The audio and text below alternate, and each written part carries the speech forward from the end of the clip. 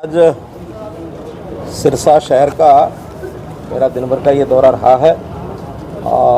संयोग ऐसा बना कि सबसे पहले तो मेरे थोड़े संबंध भी बने हुए हैं। हमारे जो राधा स्वामी सत्संग बाबा गुरविंदर सिंह जी ढिल्लों, उनके साथ एक बार मिलना हुआ। उन्होंने बताया था मुझे कि 29 तारीख को उनका एक सत्संग कार्यक्रम है, तो उनके दर्शन किए।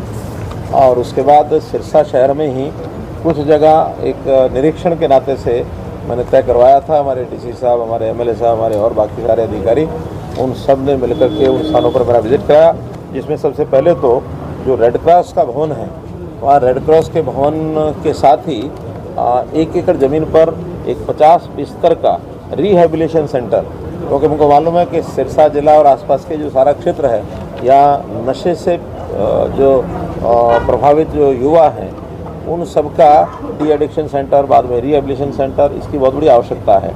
तो उसमें सबसे पहले तो उस रिहेबिलिटेशन सेंटर की मंजूरी मैंने दे दी है। कितना 1 एकड़ ज़मीन इसी हिसाब का है हमारे रिहेबिलिटेशन सेंटर का 1 एकड़ कितना? हाँ, तो रेड क्रॉस के भवन की बैक साइड में 1 एकड़ ज़मीन उसके लिए मंजूर कर दी है। बाद में मेडिकल कॉलेज जो पहले से घोषित है, उसकी जगह वो आज मैंने प्रत्यक्ष उसको देखने के लिए कहा था, उसका निरीक्षण किया है। अच्छी है। हाईवे के ऊपर समझो, बाईपास के ऊपर वो स्थान है, 25 एकड़ समथिंग है, वो ट्रांसफ़र हो चुकी है और उसका जो फाइल वर्क है वो पूरा हो रहा है। मैं आशा करता हूँ कि दिसंबर के आखिर में अथवा जनवरी फर्स्ट वीक में उसका शिलान्यास जो है, इसके करने की स्थिति जो बन जाएगी, तो उसका शिलान्यास भी आकर के किया जाएगा। साथ ही जो यहाँ का जो सरकारी अस्पताल है, वहाँ डी एडिक्शन सेंटर बना हुआ है, जो 20 बेड तो पहले से जो ऑलरेडी हॉस्पिटल चल रहा है उसके अंदर रिजर्व किए गए थे, जिसमें 25 अभी भी ऐसे युवक वो एडमिट हैं। वो भी मैंने देखा है, जाकर कुछ लोगों से बातचीत भी की है।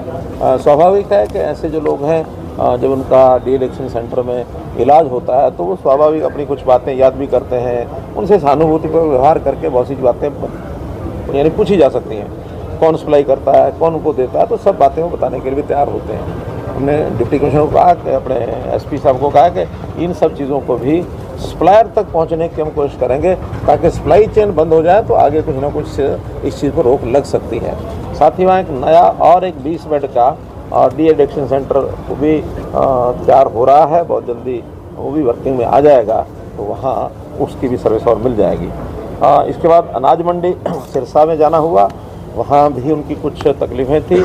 मेन अनाज मंडी और साथ में जो एडिशनल अनाज मंडी 2-3 बनी हुई हैं, और एक अनाज मंडी और है जो भी विकसित होनी है, उन सब के बारे में जानकारियाँ ली हैं, कुछ निर्णय वहाँ भी करके उनको बताए हैं। बड़ी बात यह है कि अलग अलग संस्थाओं की अनाज मंडी है, कहीं HSBP है, कहीं काम पब्लिक हेल्थ करता है, तो वो सब चीज़ें मार्केटिंग बोर्ड के अंतर्गत ही लाई जाएंगी, और मार्केटिंग बोर्ड एनुअल मेंटेनेंस भी जो है मार्केटिंग बोर्ड स्वयं कराएगा। वहाँ के सीवरेज को भी, और पुराना सीवरेज है उसकी भी जांच करा करके अगर आवश्यकता हुई तो सारा या अथवा कुछ पोर्शन उसमें नया सीवरेज भी डलवाया जाएगा। इसके बाद ऑटो मार्केट यहाँ की हमको मालूम है कि 1985 से वो ऑटो मार्केट बनी थी, उसकी ज़मीन उस समय एक्वायर की गई थी और बाद में दुकानें बनाई गई। कुछ दुकानें दे दी गई हैं, कुछ अभी निर्माणाधीन हैं, लेकिन कोई प्रकार के झगड़े जैसे पड़ते हैं तो पुरानी सरकारों के कुछ नियम इस प्रकार के बने थे कि विवाद बन गए, और वो विवाद भी अभी तक निपटा नहीं है। पिछले 6-7 साल से हम कोशिश करते हैं कि विवाद जो उसका निपटे। आखिर में डिपार्टमेंट के लोगों को भी हमने उसकी सारी कैलकुलेशन कराई है, उन लोगों के साथ भी बैठ के कैलकुलेशन की है। दोनों तरफ की बातें समझौते में कुछ ना कुछ तो नियम जो पहले बने हुए थे उसको सरल किया है। बची हुई पेमेंट सारी जल्दी जमा हो जाएगी। जो दुकानें बनी नहीं हैं वो भी म्यूनसिपल कमेटी उसको, हमारी जो नगर परिषद है उनको बनवा देगी, और लगभग उसमें 50 करोड़ रुपए का तो जो उनका रेवेन्यू आएगा दुकानों का, अथवा वहाँ जो एक पेट्रोल पंप की साइट है, 2 सर्विस सेंटर की साइट है, एक रेस्टोरेंट की साइट है, कुछ म्यूनसिपैलिटी ने भी पैसा उनको देना है, उन्होंने यूज़ किया हुआ है, तो विद इंटरेस्ट अपनी म्यूनसिपैलिटी है उनको 5 करोड़ 5.5 करोड़ रुपये वो देगी। कुल मिला करके और मोटा मोटा उनका जो हिसाब किताब बना है, उसमें पैसा जो आने वाला है उसकी भी एक निश्चित टाइम टेबल के साथ वो पैसा आएगा, और वहाँ जो विकास के काम है वो भी उसी में से होंगे। आखिर में सब करने के बाद कुछ ना कुछ ऑटो मार्केट के पास 5 करोड़ से 10 करोड़ रुपया बच भी जाएगा। तो वो फैसला एक मोटे रूप से उनका करवा दिया है, और अगले सप्ताह से इस पर एग्जीक्यूशन उसका शुरू हो जाएगा। इसके बाद जो खेड़ के ऊपर लगभग 750 ऐसे परिवार थे जिनको हाउसिंग बोर्ड के फ्लैट्स हैं उसके अंदर उनको टेम्परेरीली बसाया गया था। इनको शिफ्ट करने के लिए एक गांव, कौन सा गांव है? सलारपुर में ज़मीन देख ली गई है। 30-35 एकड़ ज़मीन है, उसको खरीद करके और उनको शिफ्ट किया जाएगा। उनको सबको बता दिया कि 100 गज़ के प्लॉट उनको दिए जाएंगे, फ्री दिए जाएंगे।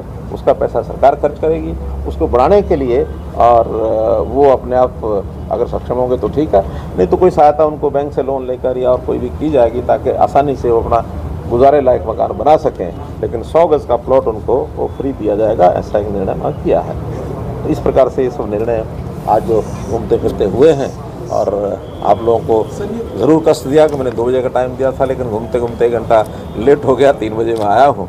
इस नाते से आपको इंसान मुख्यमंत्री थ्रेड विस्थापितों की जो बात है सर, जो थ्रेड विस्थापितों की सर, तो कोई टाइम पीरियड रखा है कि कब तक सर प्रोसेस में शुरू होगा? अभी तक इनको एक नोड चाहिए था वो नोड आज इनको दे दिया है कि जल्दी से ज़मीन को देखी जा चुकी है, उन किसानों से बातचीत भी हो गई है। तो इस प्रोसेस में डिप्टी कमिश्नर कितने हमारे समय में ये सारा प्रोसेस ज़मीन खरीदने का पूरा हो जाएगा? तो 2 महीने मानो मैक्सिमम ज़मीन खरीदने का काम, उसके बाद फिर प्लॉट काट कर उनको दे दिए जाएंगे। दशकों पुरानी ये समस्याएं थी, अक्सर ऐसी रैलियों में ऐसी घोषणाएं होती है, और आपने आज संबंधित लोगों से सीधा संवाद किया है, बैठक की है पहले, उसके बाद समस्या का समाधान किया है। तो इस नई परिपाटी आपने शुरू की? देखिए, हमने पिछले साल में एक कार्यक्रम शुरू किया था विवादों का समाधान। तो मुझे ध्यान में कि बहुत से ऐसे हरियाणा में विवाद हैं, कोई 15 साल पुराना, कोई 20 साल पुराना, 25-30 साल पुराना। एक विवाद तो ऐसा निकल करके आया, अभी जनसंवाद के कार्यक्रम किए हैं, तो कोई एक म्यूटेशन का एक झगड़ा वो लेकर के चला, और हमारे अधिकारी भी उसमें जूझ रहे हैं। उसकी बात कुछ है, कोर्ट की बात कुछ है। तो अल्टीमेटली ध्यान में क्या आया कि एक म्यूटेशन है सन 1902 की, और एक म्यूटेशन उसके बाद हो गई 1906 में। तो 2 में वो बताता है ठीक है, 6 में किसी ने गड़बड़ कर दी। अब 2 और 6 में कौन सी ठीक है, कौन सी गड़बड़ हुई है, ये 116 साल का किस्सा पुराना, 117 साल का। फिर भी मैंने अधिकारियों को बैठाया, 2 IAS बैठाए कि भाई रेवेन्यू रिकॉर्ड जितना भी है सब पटवारी तहसीलदार उनको बैठा करके इसे अध्ययन करो, लेकिन इसका जो ठीक फैसला है 1902 का ठीक है तो वो लागू करो, 1906 का ठीक है तो वो लागू करो। यानी 125 साल पुरानी जब अंग्रेज़ों के समय की ये झगड़े। लेकिन मेरे मन में इस बात का संतोष रहता है कि हम उसकी गहराई में जाते हैं, और गहराई में तभी जाया जा सकता है जब स्वयं उसमें आप जब हस्तक्षेप करें। स्वयं हस्तक्षेप ना करें तो फिर फाइलें तो आपको पता है, फाइल तो वो उसकी तरफ सरकार देगा, वो उसकी तरफ सरकार देगा, सरकार ये खेलती रहती है। आपको पता है 2004 से ये भी उलझा हुआ है, लेकिन अल्टीमेटली अब ये कोर्ट में गया है, तो कोर्ट जो है उसका फैसला कर चुका है कि SYL बननी है। लेकिन बनने के लिए एग्जीक्यूशन ऑर्डर वो चल रहा है, नई डेट जनवरी में है। जनवरी के अंदर फिर देखते हैं सरकारों के बारे में जो हाई कोर्ट का, एक सुप्रीम कोर्ट का ये विषय है कि वो उसको एग्जीक्यूट करें। क्या निर्णय सुप्रीम कोर्ट देता देखेंगे। सर, मेडिकल कॉलेज का निर्माण हो जाएगा। विपक्ष के लोग बार-बार यही कहते हैं कि हर बार मेडिकल कॉलेज का जिक्र किया जाता है। नहीं, जिक्र नहीं किया जाता। वादा करके जाएंगे कि आज जिक्र नहीं किया जाता। आज मैंने प्रत्यक्ष उस साइट को देखा है और प्रत्यक्ष उसकी फाइलें भी देख ली हैं। जमीन ट्रांसफर का विषय था, वो कंप्लीट हो गया है, और ज़मीन कंप्लीट होने के बाद उसको लीज पर दिया गया है। पहले ये HIO हिसार की ज़मीन है, तो उन्होंने, चूँकि HIO इंडिपेंडेंट ऑटोनोमस बॉडी है, उन्होंने MER के नाम उसको लीज पर कर दिया है, और वो कंपनी भी तय हो गई है, HLL हाँ, कंपनी तय हो गई है, जिसने उसका सारा डिज़ाइन बनाना है, जिसने उसका टेंडर डॉक्यूमेंट को तैयार करना है। और जो मुझे बताया गया है कि जनवरी तक सब करके हम कंप्लीट इसका टेंडर लगा देंगे, और टेंडर लगते ही शिलान्यास करने के लिए मैं स्वयं आऊँगा। वही सर आपसे बात कर रहे हैं, मान के चले अगले दौरे पे सर आप वहाँ पर। मैं कह रहा हूँ जनवरी के महीने में शिलान्यास करने खुद आऊँगा। और एक बात जो मुझे आप सबके सामने अभी बतानी है, मैंने अभी किसी को बताई नहीं है, पहले यहीं उसका मैं रहस्य उद्घाटन करता हूँ कि इस मेडिकल कॉलेज का नाम संत सरसाई नाथ के नाम से रखा गया। को लेकर काफी सरकार भी गंभीर रही है, और सिरसा पे खासतौर से मैंने ये गंभीरता कम है क्या? संत सरसाई नाथ का तो यानी इस शहर के बसाने में कोई भूमिका उनकी रही है ना। ये शहर अब उनको संत बाबा सरसाई नाथ के नाम से जाना जाता है, तो बाबा सरसाई नाथ के नाम से इस मेडिकल, और हमने जितने भी ऐसे संस्थान हैं वो सब महापुरुषों के नाम से ही रखे हैं। फतेहाबाद में गुरु रविदास जी के नाम से रखा है, भगवान परशुराम जी के नाम से हमने कैथल में मेडिकल कॉलेज रखा है, यमुनानगर का मेडिकल कॉलेज गुरु तेग बहादुर जी के नाम से रखा है, यूनिवर्सिटीज़ मेडिकल जो यूनिवर्सिटी है वो अपने पंडित दीनदयाल जी उपाध्याय के नाम से रखी है। हमने विश्वकर्मा कौशल विश्वविद्यालय पलवल का वो भगवान विश्वकर्मा के नाम से रखा है। हमने बाप दादा के नाम से कभी नहीं रखा है।